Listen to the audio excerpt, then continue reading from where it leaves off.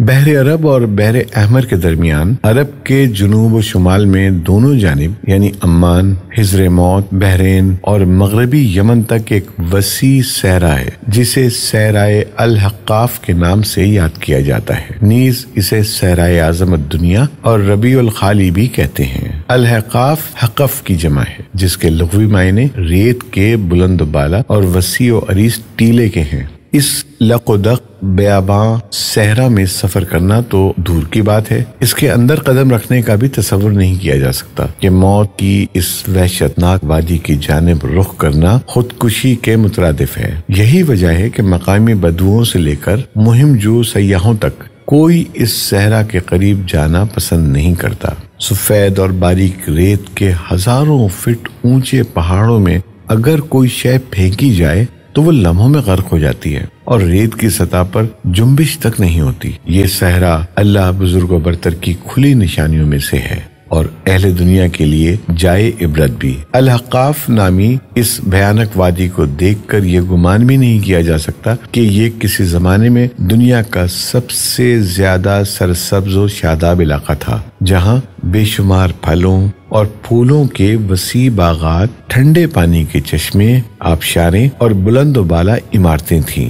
جس میں دنیا کی سب سے زیادہ طاقتور، مالدار اور شاندار تمدن رکھنے والی قوم عاد آباد تھی۔ یہ دنیا کے سب سے زیادہ قداور اور زوراور انسان تھے۔ اتنے طاقتور لوگ اللہ نے پھر پیدا نہیں کیے، جیسا کہ اللہ تعالیٰ نے قرآن کریم میں فرمایا، ان جیسی کوئی قوم اور ملکوں میں پیدا نہیں کی گئی۔ الفجر آیت نمبر 8۔ حضر موت اور نجران کے درمیانی علاقے الحقاف میں قوم عاد کے، جسے قوم ارم بھی کہا جاتا ہے، 13 قبائل آباد تھے۔ قوم عاد کے الحقاف میں رہنے سے متعلق قرآن کریم میں اللہ تعالیٰ سورہ احقاف آیت 21 میں فرمایا، ہود کو یاد کرو جب کہ اس نے اپنی قوم کو احقاف میں ڈرایا۔ علامہ جلال الدین سیوطی رحمۃ اللہ علیہ اپنی تفسیر در منشور میں تحریر فرماتے ہیں، قوم عاد نہایت زوراور اور بہادر قوم تھی۔ یہ بت پرست تھے۔ ان کے 2 بتوں کے نام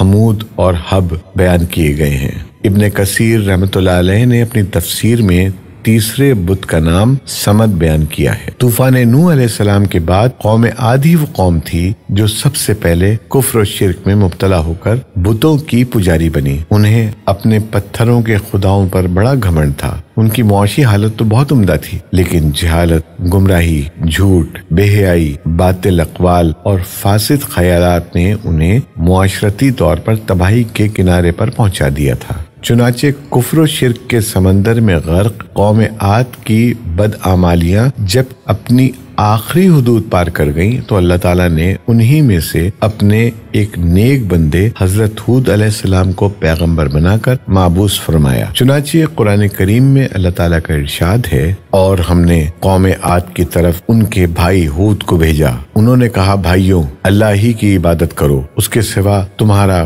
کوئی معبود نہیں، کیا تم ڈرتے نہیں؟ تو ان کی قوم کے سردار جو کافر تھے کہنے لگے، تم ہمیں کم عقل نظر آتے ہو اور ہم تمہیں جھوٹا خیال کرتے ہیں۔ انہوں نے کہا، میری قوم، مجھ میں حماقت کی کوئی بات نہیں ہے، بلکہ میں رب العالمین کا پیغمبر ہوں۔ میں تمہیں اللہ کا پیغام پہنچاتا ہوں اور تمہارا امانت دار خیر خواہ ہوں۔ کیا تم کو اس بات سے تعجب ہوا ہے کہ تم میں سے ایک شخص کے ہاتھ تمہارے پروردگار کی طرف سے تمہارے پاس نصیحت آئی تاکہ وہ تمہیں ڈرائے؟ اور یاد تو کرو جب اس نے تم کو قوم نوح کے بعد سردار بنایا اور ڈیل ڈول میں تم کو پھیلاؤ زیادہ دیا، بس اللہ کی نعمتوں کو یاد کرو تاکہ نجات حاصل کرو۔ وہ کہنے لگے، کیا تم ہمارے پاس اس لیے آئے ہو کہ ہم صرف ایک اللہ ہی کی عبادت کریں اور جن کو ہمارے باپ دادا پوچھتے چلے آئے ہیں ان کو چھوڑ دیں؟ بس اگر تم سچے ہو تو ہم کو جس عذاب کی دھمکی دیتے ہو اس کو ہمارے پاس لے آؤ۔ ہود علیہ السلام نے کہا، تمہارے پروردگار کی طرف سے تم پر عذاب اور غضب کا نازل ہونا مقرر ہو چکا ہے۔ کیا تم مجھ سے ایسے ناموں کے بارے میں جھگڑتے ہو جو تم نے اور تمہارے باپ دادا نے اپنی طرف سے رکھ لیے ہیں جن کی اللہ نے کوئی سند نازل نہیں کی، تو تم بھی انتظار کرو، میں بھی تمہارے ساتھ انتظار کرتا ہوں۔ پھر ہم نے ہود کو اور جو لوگ ان کے ساتھ تھے ان کو نجات بخشی، اور جنہوں نے ہماری آیات کو جھٹلایا تھا ان کی جڑ کاٹ دی، اور وہ ایمان لانے والے تھے ہی نہیں۔ الاعراف آیت نمبر 65 تا 72۔ حضرت ہود علیہ السلام ایک طویل عرصے تک اپنی قوم کو واعظ و نصیحت کرتے رہے۔ کبھی وہ انہیں اللہ کی طرف سے عطا کردہ نعمتوں کی یاد دلاتے تو کبھی عذاب الہی سے ڈراتے، لیکن وہ بہرے اور اندھے بنے رہے۔ تاریخی کتب میں ہے کہ حضرت ہود علیہ السلام مسلسل 50 برس یا اس سے بھی زیادہ درس و نصیحت میں مصروف رہے۔ قوم عاد کے 13 قبائل میں سے لقمان اور خلجان نامی قبائل نہایت طاقتور تھے اور انہیں حکمراں کی حیثیت حاصل تھی۔ حضرت ہود علیہ السلام نے جب دعوت حق دی اور کفر و شرک چھوڑ کر ایک اللہ کی بندگی کی طرف بلایا تو لقمان قبیلے نے سخت مزاحمت کی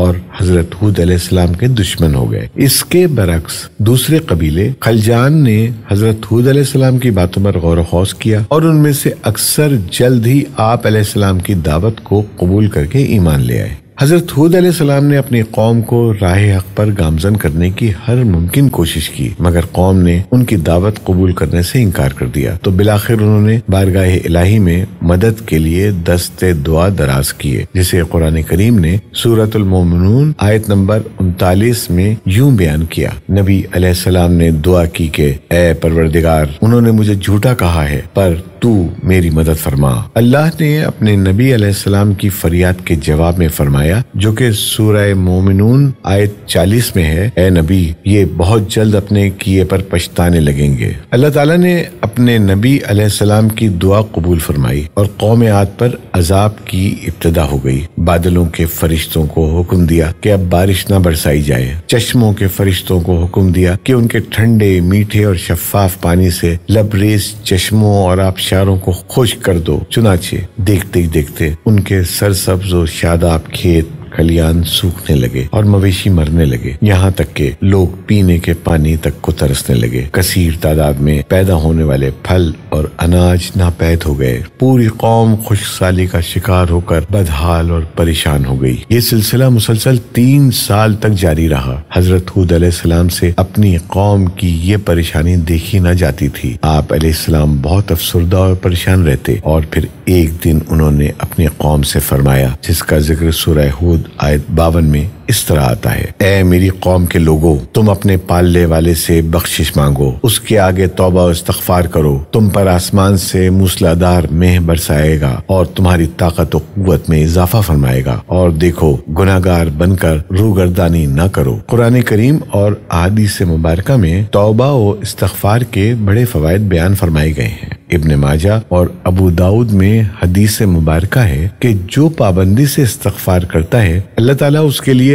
ہر فکر سے کشادگی اور ہر تنگی سے راستہ بنا دیتا ہے، اور اسے ایسی جگہ سے روزی دیتا ہے جو اس کے وہم و گمان میں بھی نہیں ہوتی۔ بہرحال حضرت ہود علیہ السلام کے لاکھ سمجھانے کے باوجود اس قوم پر کوئی اثر نہ ہوا، بلکہ نہایت ڈٹائی کا مظاہرہ کرتے ہوئے کہنے لگے کہ ہم محض تیرے کہنے پر اپنے آباء و اجداد اور اپنے ان معبودوں کو کیوں چھوڑ دیں۔ قرآن کریم نے سورہ الہود میں اسے یوں بیان فرمایا ہے، اے ہود، تم ہمارے پاس کوئی دلیل تو لائی نہیں، اور ہم صرف تمہارے کہنے سے نہ اپنے معبودوں کو چھوڑنے والے ہیں اور نہ تم پر ایمان لانے والے، بلکہ ہم تو یہ سمجھتے ہیں کہ ہمارے کسی معبود نے تمہیں آصف زدہ دیوانہ کر دیا ہے۔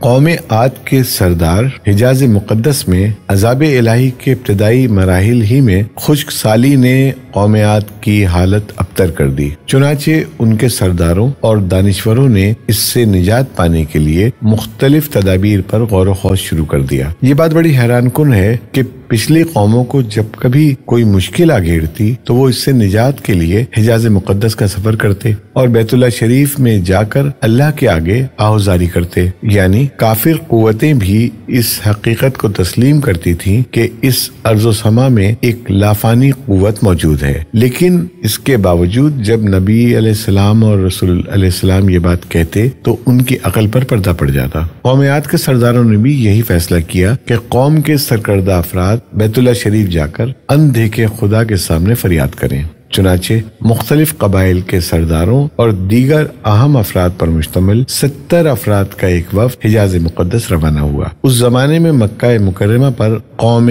عمالیق کی حکمرانی تھی، جس کا سردار معاویہ بن بکر تھا اور معاویہ کی والدہ قوم عاد سے تعلق رکھتی تھی۔ ویسے بھی معاویہ بن بکر قوم عاد کی شان و شوکت سے بڑا مرعوب تھا، چنانچہ اس نے وفد کی بڑی خاطر مدارات کی اور اسے بڑے عزت و احترام سے اپنے یہاں ٹھہرایا۔ تبری کی روایت ہے کہ اس وفد میں 2 افراد مرشد بن سعد اور لقمان بن لقیم صاحب ایمان اور حضرت ہود کے پیروکار تھے۔ غالباً ان کا تعلق قبیلہ خلجان سے ہوگا۔ ان دونوں کے علاوہ باقی سب کافر اور بت پرست تھے۔ معاویہ نے ان کے اعزاز میں رقص و سرور کی محافل کا اہتمام کیا اور تقریباً 1 ماہ تک یہ لوگ اپنے آنے کا مقصد فراموش کر کے عیش و عشرت اور شراب و شباب کی محافل میں مدہوش رہے۔ جب ان کا قیام طویل ہو گیا تو معاویہ بن بکر کو ان کے واپس جانے کی فکر لاحق ہوئی۔ کافی سوچ بچار کے بعد اس کے ناچنے گانے والیوں کے ذریعے چند اشعار کی صورت میں انہیں ان کے آنے کے مقصد کی یاد دہانی کروائی، جس پر وفد کو ہوش آیا۔ تاریخی کتب میں درج ہے کہ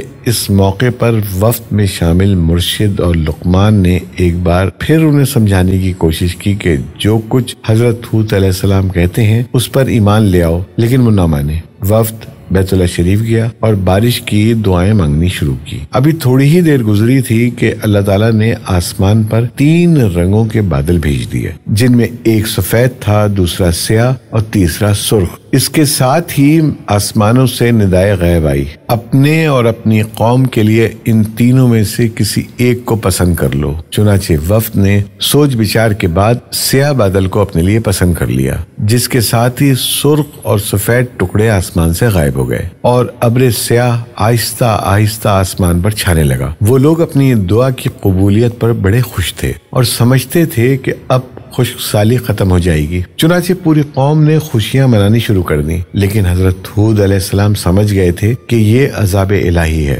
لہٰذا انہوں نے ایک بار پھر اپنے قوم کو مخاطب کرتے ہوئے فرمایا، اے میری قوم، یہ اللہ کا عذاب ہے جو تم پر نازل ہوا چاہتا ہے۔ پھر انہوں نے اللہ تعالیٰ کا فرمان انہیں سنایا جو سورہ الاحقاف آیت 24 میں ہے، نہیں بلکہ دراصل یہ ابر وہ عذاب ہے جس کی تم جلدی کر رہے تھے، یہ ہوا کا طوفان ہے جس میں دردناک عذاب چلا آ رہا ہے، جو اپنے رب کے حکم سے ہر چیز تباہ کر ڈالے گا۔ حدیث شریف میں آتا ہے کہ اماں عائشہ صدیقہ رضی اللہ تعالی عنہا نے حضور نبی کریم صلی اللہ علیہ وسلم سے پوچھا، یا رسول اللہ صلی اللہ علیہ وسلم، لوگ تو بادل دیکھ کر خوش ہوتے ہیں کہ اب بارش ہوگی، لیکن آپ صلی اللہ علیہ وسلم کے چہرے پر اس کے برعکس تشویش کے آثار نظر آتے ہیں۔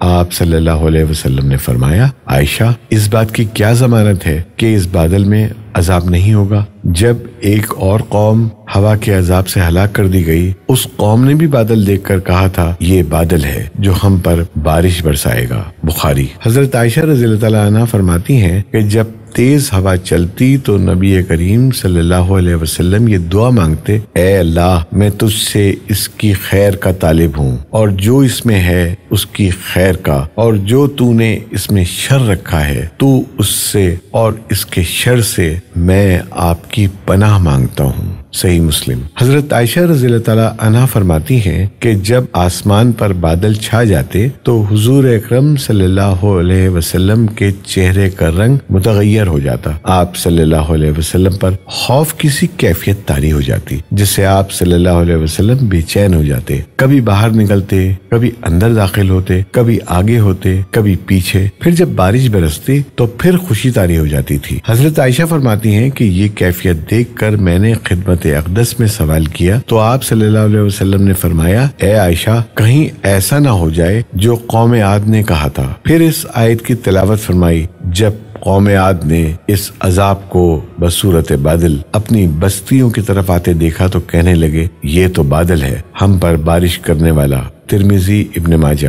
قرآن کریم میں سورہ الحاق آیت نمبر 7 میں ہے کہ اللہ نے تیز آندھی کا یہ عذاب 7 راتوں اور 8 دنوں تک مسلسل جاری رکھا، آندھی نے کسی ایک کو بھی باقی نہ چھوڑا، یہ ہر ایک کے پاس پہنچ گئی۔ غاروں کے اندر، پہاڑوں کی گھاٹیوں اور چوٹیوں، گھروں، محلات اور قلعوں کے اندر سب کو فنا کر ڈالا۔ ابن عمر رضی اللہ تعالیٰ عنہ سے مروی ہے کہ نبی کریم صلی اللہ علیہ وسلم نے فرمایا کہ وہ آندھی جس کے ذریعے قوم عاد ہلاک کی گئی، اللہ نے ان پر انگوٹھی جتنی جگہ کے مثل ہوا کھولی تھی، بس وہ ہوا پہلے دیہات میں گئی اور وہاں کے لوگوں کو اور مویشیوں اور مالوں کو اٹھایا اور آسمان و زمین کے درمیان لے گئی۔ مسلم۔ اللہ تعالیٰ نے اس خوفناک آندھی سے حضرت ہود علیہ السلام اور ان کے ساتھیوں کو محفوظ رکھا اور انہوں نے خطیرہ نامی ایک بستی میں پناہ لے لی جہاں عذاب ان تک نہیں پہنچا، وہ امن و سکون سے رہے۔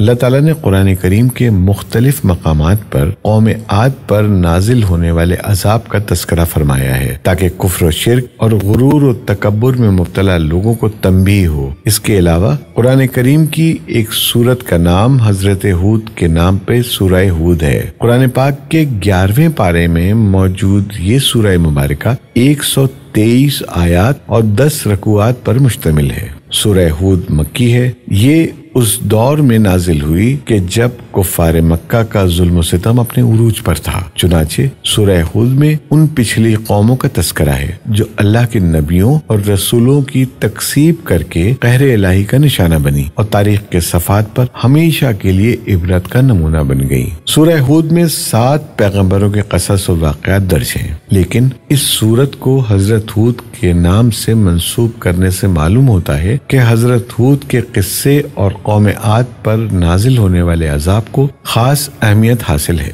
حدیث مبارکہ میں ہے کہ رسول اللہ صلی اللہ علیہ وسلم کی ریش مبارک کے کچھ بال سفید ہو گئے تو حضرت ابوبکر صدیق رضی اللہ تعالیٰ عنہ نے عرض کیا، یا رسول اللہ صلی اللہ علیہ وسلم، آپ بوڑھے ہو گئے؟ تو آپ صلی اللہ علیہ وسلم نے فرمایا، ہاں، مجھے سورہ ہود نے بوڑھا کر دیا۔ علامہ طبری کی بعض روایتوں میں ہے کہ حضرت ہود علیہ السلام کی عمر 150 سال تھی۔ آپ علیہ السلام کو 50 برس کی عمر میں نبوت عطا ہوئی۔ 50 برس تک قوم کو واعظ و نصیحت کرتے رہے۔ قوم کی ہلاکت کے بعد مزید 50 برس تک زندہ رہے اور اہل ایمان کو واعظ و درس فرماتے رہے۔ حضرت ہود علیہ السلام کا مزار تاریخی کتب سے پتہ چلتا ہے کہ حضرت ہود کا مزار خضر موت کے ایک مقام پر ہے جہاں عرب کے مختلف حصوں سے ہزاروں کی تعداد میں لوگ جمع ہوتے ہیں، اگرچہ یہ قبر تاریخی طور پر ثابت نہیں ہے، واللہ عالم۔